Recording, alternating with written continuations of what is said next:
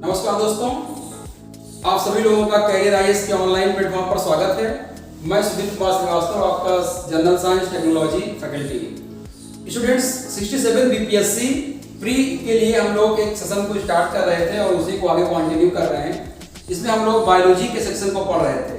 पिछली क्लास में हम लोगों ने डाइजेशन को स्टार्ट किया था और उसमें डाइजेशन में हम लोगों ने देखा था कि बकल कैविटी में यानी कि मुख गुहा में डाइजेशन कैसे होता है, कौन कौन से एंजाइम निकलते हैं, टीथ के बारे में, टंग के बारे में, और हम लोगों ने लार ग्रंथियों के बारे में डिस्कस किया था। इसके बाद हमने देखा था कि आगे भोजन कैसे पहुंचता है फूड पाइप में, यानी कि ईसोफेगस में भोजन कैसे पहुंचता है, उसमें किस प्रकार के मूवमेंट्स होते हैं। तो ईसोफेगस क्या करता है, फूड को स्टमक में प्रवेश करा देता है। स्टमक में जो अधपचा भोजन जो पहुंचता है उसको हम लोग बोलस कहते हैं, और बाकी क्रिया जो होती है वो स्टमक में यानी कि आमाशय में शुरू होती है। तो आज हम लोग स्टार्ट करेंगे कि हमारे स्टमक में यानी कि आमाशय में पाचन की क्रिया कैसे होती है। तो आज हम लोग पढ़ेंगे डाइजेशन इन स्टमक।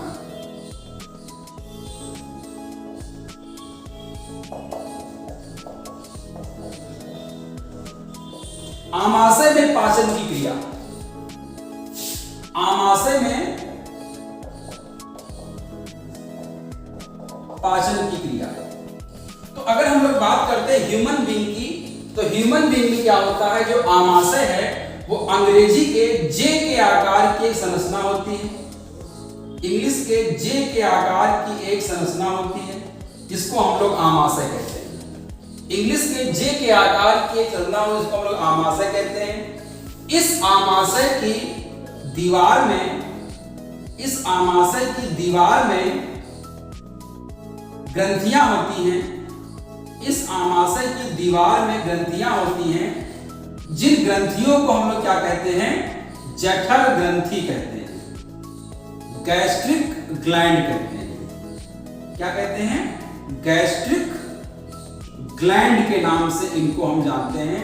ये हमारे स्टमक में पाई जाती है। और जो ये आंतरिक दीवार होती है, ये आंतरिक दीवार फोल्डेड होती है, फोल्ड होती है, मुड़ी हुई होती है। और जब हमारे पेट में या स्टमक में खाना नहीं होता है तो ये दोनों दीवारें आपस में क्या होती है, चिपकी हुई होती है। और जब हम खाना इंटर करता है तो ये आपस में उसको जगह देती है, उसको बढ़ाने लगती है, स्पेस आ जाता है। तो एक टर्म याद रखिएगा, रुगाई पूछा गया था, या रुगे कहते हैं उसको, रुगे।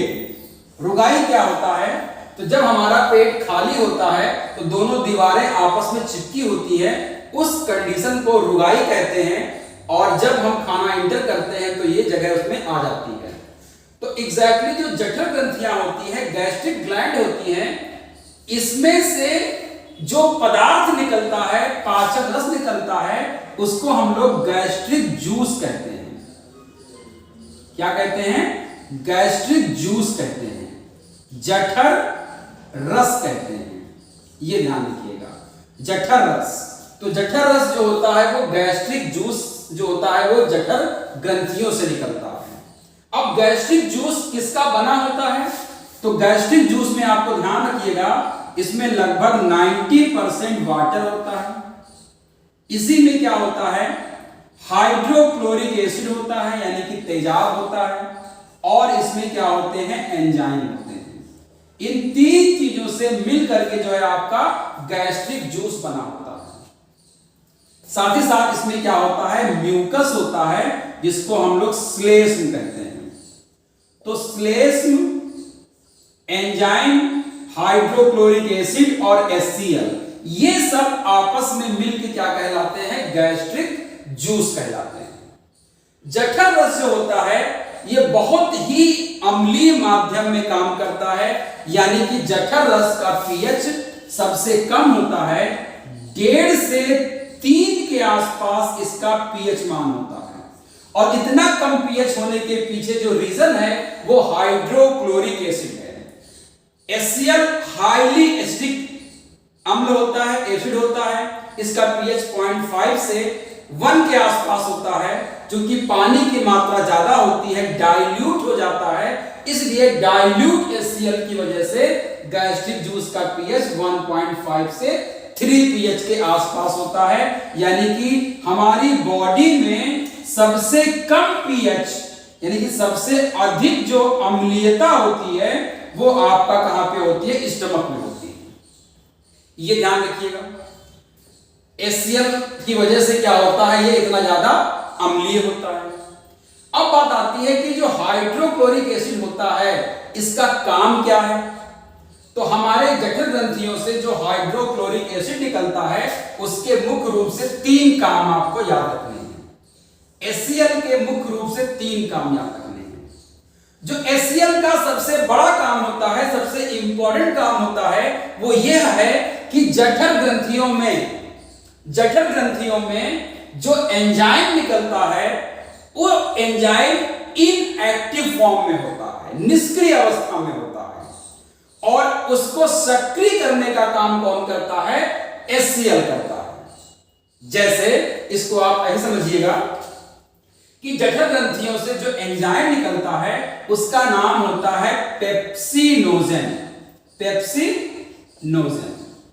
पेप्सिनोजेन एक निष्क्रिय एंजाइम है, ये अपने आप कोई काम नहीं करेगा, ये इनएक्टिव फॉर्म में होता है। इस पर जब हाइड्रोक्लोरिक एसिड अटैक करता है या रिएक्शन करता है तो ये पेप्सिन में कन्वर्ट हो जाता है। तो पेप्सिन एक एक्टिव एंजाइम होता है और पेप्सिनोजेन एक इनएक्टिव एंजाइम होता है। तो HCl का पहला काम क्या है, पेप्सिनोजेन को पेप्सिन में कन्वर्ट करना। ये बहुत इंपॉर्टेंट एग्जाम पॉइंट है, एग्जाम में आपसे पूछा जाएगा कि हाइड्रोक्लोरिक एसिड का प्रमुख कार्य क्या होता है। तो एंजाइम को सक्रिय करना। कौन से एंजाइम, जठर रस में निकलने वाले गैस्ट्रिक जूस में जो एंजाइम पाए जाते हैं उनको सक्रिय करने का काम कौन करता है, हाइड्रोक्लोरिक एसिड करता है। ये पॉइंट आपको ध्यान में रखना है। सेकंड जो काम होता है HCl का वह यह होता है, HCl हाइड्रोक्लोरिक एसिड जो होता है ये जो भोजन आपके स्टमक में आ गया है उसको अम्लीय बनाता है, मेक फूड एसिडिक। भोजन को क्या करता है, अम्लीय बनाता है। दूसरा काम हो गया मेक फूड एसिडिक, भोजन को क्या करेगा, अम्लीय बनाएगा। और तीसरा काम होता है जब आप खाना खाते हैं तो उसमें बहुत सारे माइक्रो ऑर्गेनिज्म आ जाते हैं। तो स्टमक के अंदर जो माइक्रो ऑर्गेनिज्म होते हैं उनको मारने का काम कौन करता है, हाइड्रोक्लोरिक एसिड करता है। किल माइक्रो ऑर्गेनिज्म, सूक्ष्म जीवों को मारने का भी काम कौन करता है, हाइड्रोक्लोरिक एसिड। यानी कि एक प्रकार से एक फिजिकल बैरियर की तरह काम करता है, हमारी जो प्रतिरक्षा तंत्र को, एक्सटर्नल जो हमारे इम्यून सिस्टम है उसको डेवलप करने का काम करता है, रोगों से रक्षा करने का काम करता है। ये आपको ध्यान रखिएगा। दूसरी चीज आपको ध्यान रखनी है कि जठर रस में जो एंजाइम पाए जाते हैं, एक तो आपका पेप्सिन हो गया और एक आपका होता है रेनिन। 2 एंजाइम जो होते हैं वो हमारे जठर रस में होते हैं। जठर रस में 2 एंजाइम होते हैं, एक का नाम है पेप्सिन और एक का नाम है रेनिन। ये आपको ध्यान रखना है, पेप्सिन और रेनिन। ये पूछेगा कि पेप्सिन क्या करता है और रेनिन क्या करता है। तो पेप्सिन एंजाइम जो होता है ये प्रोटीन का पाचन करता है। जो पॉलीपेप्टाइड होते हैं, जो प्रोटीन होती है उसको पेप्टोन्स में, डाइपेप्टाइड्स में, पेप्टोन्स में कन्वर्ट कर देता है। यानी कि जो भी आप प्रोटीन खाते हैं उसका पाचन कौन करता है, पेप्सिन करेगा। तो प्रोटीन का पाचन करने वाला हमारे डाइजेस्टिव सिस्टम में पहला एंजाइम कौन सा होगा, तो वो पेप्सिन होगा। पेप्सिन कहां से निकलता है, हमारे पेट में यानी कि आमाशय में निकलता है। आमाशय में कहां से निकलता है, तो जठर ग्रंथियों से निकलता है। ये चीज आपको ध्यान रखनी है। उसमें भी कुछ चीजें हैं जो ऑक्जेंटिक सेल्स होती हैं, चीफ सेल होती हैं, जाइमोजल सेल होती हैं, म्यूकस सेल होती हैं। उतना डिटेल में आपसे क्वेश्चन यहां पे नहीं पूछेगा, लेकिन पेप्सिन के बारे में आपको ध्यान रखना है कि ये आपका स्टमक से निकलने वाला एंजाइम है, और ये प्रोटीन का पाचन करने वाला हमारे जो पेप्सिन और रेनिन, ये दोनों एंजाइम हमारे गैस्ट्रिक जूस के एंजाइम होते हैं। पेप्सिन क्या करता है, प्रोटीन को डाइजेस्ट करता है, जो भी प्रोटीन आप खाते हैं उसको पार्शली डाइजेस्ट करता है। ध्यान रखिएगा, स्टमक में कंप्लीट डाइजेशन किसी चीज का नहीं होता है, फैट को छोड़ करके, वसा को छोड़ करके। कंप्लीट प्रोटीन का डाइजेशन छोटी आंत में होगा, बट प्रोटीन के डाइजेशन की शुरुआत जो होती है वो कहां पे हो जाती है, स्टमक में हो जाती है, और उसका काम कौन करता है, पेप्सिन करता है। एक चीज याद रखिएगा, अगर आपको ये न पता हो कि कौन सा एंजाइम किस चीज का पाचन करता है, तो एक अगर पूछा जाए कार्बोहाइड्रेट का, तो कार्बोहाइड्रेट के पाचन के लिए हमेशा क्या होगा, एमाइलेज होगा। अब ये अलग अलग जगहों पर इसका नाम अलग अलग हो जाएगा। अगर लार में है, मुंह में, तो सलाइवरी एमाइलेज। अगर ये छोटी आंत में है तो आपको क्या कहलाएगा, इंटेस्टाइनल एमाइलेज। तो एमाइलेज का मतलब कार्बोहाइड्रेट का पाचन करेगा, लेकिन ये इनकम्प्लीट डाइजेशन करता है, कंप्लीट पाचन नहीं करता है। दूसरा, फैट का अगर पाचन की बात की जाए, फैट का डाइजेशन जो होगा, फैट का डाइजेशन कौन करता है, ये लाइपेज करता है। लाइपेज, लाइपेज शब्द कहीं पर भी आता है, इसका मतलब ये क्या करेगा, वसा का पाचन करेगा। ऐसे ही प्रोटीन का जो पाचन करने वाले एंजाइम हैं, उनके लास्ट में इन आना चाहिए। अगर किसी भी एंजाइम के लास्ट में इन आ रहा है, IN, इसका मतलब वो प्रोटीन का पाचन करेगा। जैसे पेप्सिन, रेनिन, इरेप्सिन, तो आप देख रहे हैं कि IN आ रहा है। अगर IN आ रहा है, इसका मतलब ये क्या करेगा, प्रोटीन का पाचन करता है। तो ये ट्रिक आपको याद रखनी है। पेप्सिन, रेनिन जो होता है हमारे स्टमक में, इरेप्सिन जो होता है हमारी छोटी आंत में। तो ये आपको ध्यान रखना है। तो मैं बता रहा था कि जो पेप्सिन होती है वो प्रोटीन का पाचन करती है, लेकिन रेनिन क्या करती है, रेनिन से भी क्वेश्चन आपसे एग्जाम में कई बार पूछा गया है। रेनिन क्या करता है, तो ध्यान रखिएगा, एग्जैक्टली जो रेनिन होता है, ये सबसे ज्यादा जो होता है, छोटे बच्चे जो होते हैं, मिल्क प्रोटीन जो होती है, जो मिल्क प्रोटीन होती है, मिल्क प्रोटीन कौन सी होती है, केसीन।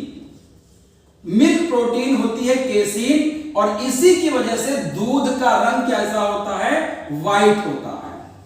मिल्क का व्हाइट कलर जो होता है वो केसीन प्रोटीन के कारण ही होता है। तो इस केसीन प्रोटीन को का डाइजेशन कौन करता है, रेनिन करता है। जैसे जैसे उम्र बढ़ती है, रेनिन का निकलना कम होता चला जाता है, और एडल्ट एज में क्या होता है, प्रोटीन, मिल्क का जो डाइजेशन होता है मिल्क प्रोटीन का, वो स्टमक में नहीं होकर के छोटी आंत में होता है। तो केसीन को रेनिन क्या करता है, ध्यान रखिएगा, रेनिन नामक एंजाइम जो है ये केसीन को दही में कन्वर्ट कर देता है। तो केसीन का कोagulation कर देता है, उसका नाम हो जाता है calcium paracaseinate. Paracaseinate, calcium paracaseinate जो होता है ये केसीन का, इसी को दही कहते हैं। आपने देखा होगा छोटे बच्चों में दूध पिलाइए, उसके बाद आप देखेंगे थोड़ा वोमिटिंग करेगा, तो दही की होती है। तो वो दही क्या होता है, वो रेनिन के द्वारा डाइजेस्टेड प्रोटीन हो जाती है। मिल्क जो केसीन होता है वो डाइजेस्ट हो गया। ये आपको ध्यान रखना है। आमाशय में एक एंजाइम और होता है जिसका नाम है लाइपेज। ये लाइपेज क्या करता है, फैट का डाइजेशन करता है, फैट का पाचन करता है, वसा का पाचन करता है। तो लाइपेज क्या करेगा, फैट का पाचन करता है, यानी कि वसा का पाचन करेगा। इस चीज को आपको ध्यान में रखना, फैट का पाचन करेगा।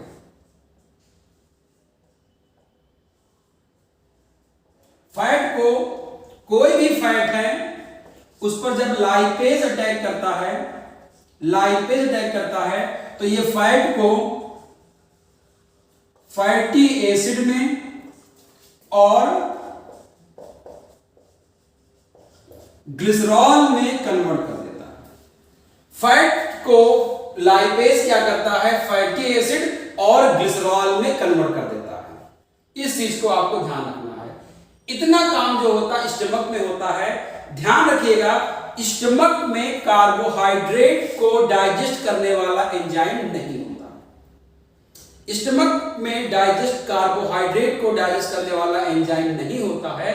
ये कार्बोहाइड्रेट पहले तो बक्कल कैविटी में छोटा सा डाइजेस्ट होता है, इसके बाद कंप्लीट जो डाइजेशन है वो आपकी छोटी आंत में होती है। ये चीज आपको याद रखनी है। इस तरह से क्या होता है, अब जो आपका बोलस जो आया था ये अब पूरी तरह से काइम में कन्वर्ट हो जाता है। यानी कि स्टमक में फूड के डाइजेशन के बाद जो आपका डाइजेस्टेड फूड है वो काइम कहलाता है। पहले बोलस बक्कल कैविटी में, ईसोफेगस में और स्टमक में आने तक क्या कहलाता है, बोलस कहलाता है। इसके बाद छोटी आंत में भोजन पहुंचता है, वहां पर क्या कहलाता है, ये काइम कहलाता है। काइम, तो काइम क्या है, अनडाइजेस्टेड या semi digested food in stomach and intestine is called crime. ये आपको ध्यान रखना है। अब क्या होता है कि सेमी डाइजेस्टेड फूड छोटी आंत में पहुंचता है। छोटी आंत में यानी कि स्मॉल इंटेस्टाइन में पहुंचता है। तो डाइजेशन इन स्मॉल इंटेस्टाइन वो हमको देखना है। Digestion in small intestine, digestion in small intestine.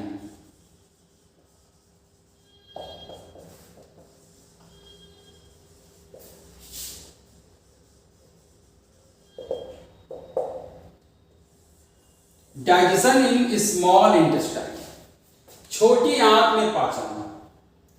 तो आपको पता है कि छोटी आंत में सबसे पहले क्या होता है, सबसे पहले आप देखेंगे क्या होता है, एक ट्यूब लाइक स्ट्रक्चर होता है जिसको हम लोग क्या कहते हैं, ड्यूडेनम कहते हैं। ये जो स्टमक से जुड़ा हुआ होता है ये ड्यूडेनम कहलाता है। ड्यूडेनम में सबसे पहले छोटी आंत के पाचन कहां पर होता है, ड्यूडेनम में होता है। ड्यूडेनम में एक तरफ से लीवर से जूस आता है, ये लीवर हो गया।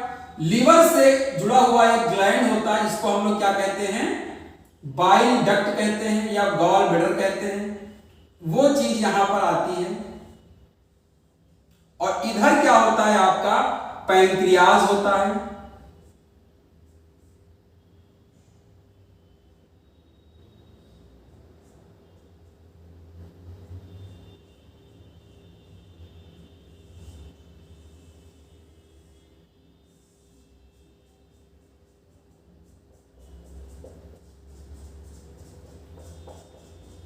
ये ध्यान रखिए, ये आपका क्या है, लीवर है। ये आपका लीवर है। ये आपका क्या है, गॉल ब्लैडर है। ये क्या है, बाइल डक्ट है। इसको कॉमन बाइल डक्ट कहते हैं, कॉमन बाइल डक्ट कहते हैं। ये आपका क्या है, पैंक्रियाज है, यानी कि अग्नाशय होता है। ये क्या होता है, जो आपका पैंक्रियाटिक और जो आपका बाइल डक्ट है ये दोनों यहां पर ओपन हो जाते हैं। और यहां पर क्या होते हैं, ये इसमें आपके ओपन होते हैं ड्यूडेनम में। ये वाला पार्ट क्या कहलाता है आपका, ड्यूडेनम कहलाता है। ये वाला होता है। और ये जो डक्ट होती कहलाती है hepato pancreatic duct. Hepato pancreatic duct कहलाती है। हिपैटो पैंक्रियाटिक डक्ट कहलाती है। तो होता क्या है एग्जैक्टली, लीवर के अंदर क्या होता है, बाइल जूस बनता है। लीवर में क्या बनता है, बाइल जूस बनता है, यानी कि पित्त रस बनता है।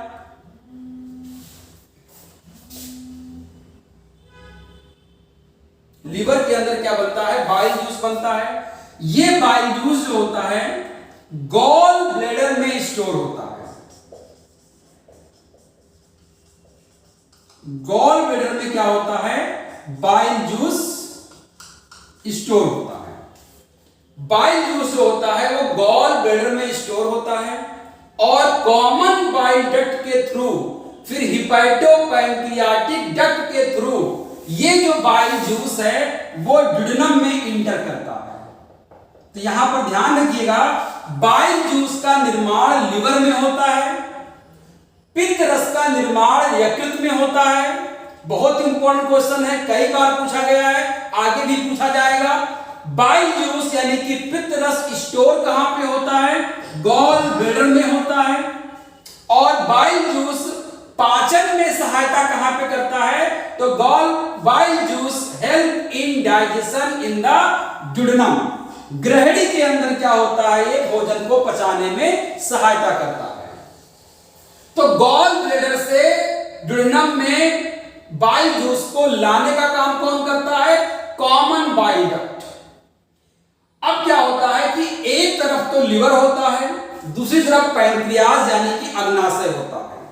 अग्नाशय भी छोटी आंत में भोजन को पचाने के लिए बहुत सारे इंपॉर्टेंट एंजाइम को सिक्रीट करता है। वो एंजाइम भी एक नली के द्वारा जो है वो क्या होगा? ग्रहणी में आएगा। तो वो जब नली आगे निकलती है तो एक तरफ से आ रही होती है कॉमन बाइल डक्ट, एक तरफ से आ रही होती है पैंक्रियाटिक डक्ट। ये दोनों आपस में जुड़कर एक नली बन जाती हैं और वो क्या करती हैं? जाकर के खुलती हैं ग्रहणी में, उसको हिपैटोपैंक्रियाटिक डक्ट कहते हैं। तो एक तो इसमें बाइल जूस आता है और एक आपका क्या आता है? पैंक्रियाटिक जूस आता है। तो ड्यूडेनम में दो प्रकार के जूस आते हैं। ड्यूडेनम में दो प्रकार के जूस आते हैं, एक तो बाइल जूस और एक कौन आता है? पैंक्रियाटिक जूस आता है। अग्नाशयी रस आते हैं। ये दोनों मिल करके ग्रहणी में पाचन करते हैं। तो जब ग्रहणी में पाचन करने के लिए दो अलग अलग इंपॉर्टेंट ग्लैंड्स हैं, वहां से एंजाइम आते हैं, एक लिवर है और एक पैंक्रियाज है। ये बहुत बड़ी चीज होती है क्योंकि ये चीज समझना बहुत आपके लिए इंपॉर्टेंट है। और सबसे ज्यादा जो डाइजेशन होता है वो छोटी आंत में होता है। Maximum digestion takes place in the duodenum of the small intestine. और ये छोटी आंत का सबसे छोटा वाला पार्ट और अपर पार्ट होता है। ये यू शेप्ड में होता है, एक तरफ स्टमक होता है और इसकी दूसरी तरफ क्या होगा? आपका जिजनम होगा, छोटी आंत का दूसरा पार्ट होगा। तो इस तरह से बाइल जूस और पैंक्रियाटिक जूस क्या करते हैं? ड्यूडेनम में भोजन को पचाने का काम करते हैं। तो two digestive juice are help in duodenum in digestion of the food. ग्रहणी के अंदर भोजन को पचाने के लिए दो जूस काम करते हैं, एक बाइल जूस जो लिवर में बनता है और एक पैंक्रियाटिक जूस जो अग्नाशय में बनता है। अब हमको यह देखना है कि बाइल जूस और पैंक्रियाटिक जूस दोनों आपस में कैसे काम करते हैं। लीवर कैसे काम करता है? लीवर के क्या क्या फंक्शन होते हैं? लीवर डाइजेस्टिव जूस कौन सा निकालता है और उस डाइजेस्टिव जूस का काम क्या है? कैसे भोजन को पचाएगा? एक की तरफ ये हो गया। दूसरा, अग्नाशयी रस में कौन कौन से एंजाइम होते हैं, किस मीडियम में काम करते हैं? बाइल जूस का क्या कैरेक्टरिस्टिक्स होता है, किसका बना होता है, कलर कैसा होता है, पाचन में हेल्प कैसे करता है, अग्नाशयी रस कैसे चीजों को पचाते हैं, उनका क्या क्या एंजाइम्स होते हैं। ये सारी चीजों को हम लोग अगले क्लास में डिस्कस करेंगे। तो आज के लिए इतना ही, हम लोग मिलेंगे फिर नेक्स्ट क्लास में। तब तक के लिए थैंक यू, धन्यवाद।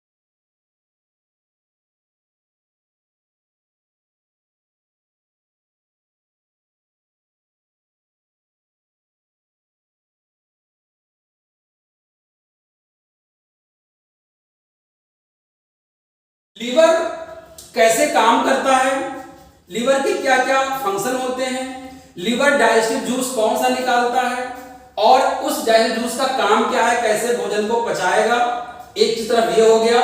दूसरा, अग्नाशयी रस में कौन कौन से एंजाइम होते हैं, किस मीडियम में काम करते हैं, बाइल जूस का क्या कैरेक्टरिस्टिक्स होता है, किसका बना होता है, कलर कैसा होता है, पाचन में हेल्प कैसे करता है, अग्नाशयी रस कैसे चीजों को पचाते हैं, उनका क्या क्या एंजाइम्स होते हैं, ये सारी चीजों को हम लोग अगले क्लास में डिस्कस करेंगे। तो आज के लिए इतना ही, हम लोग मिलेंगे फिर नेक्स्ट क्लास में, तब तक के लिए थैंक यू, धन्यवाद।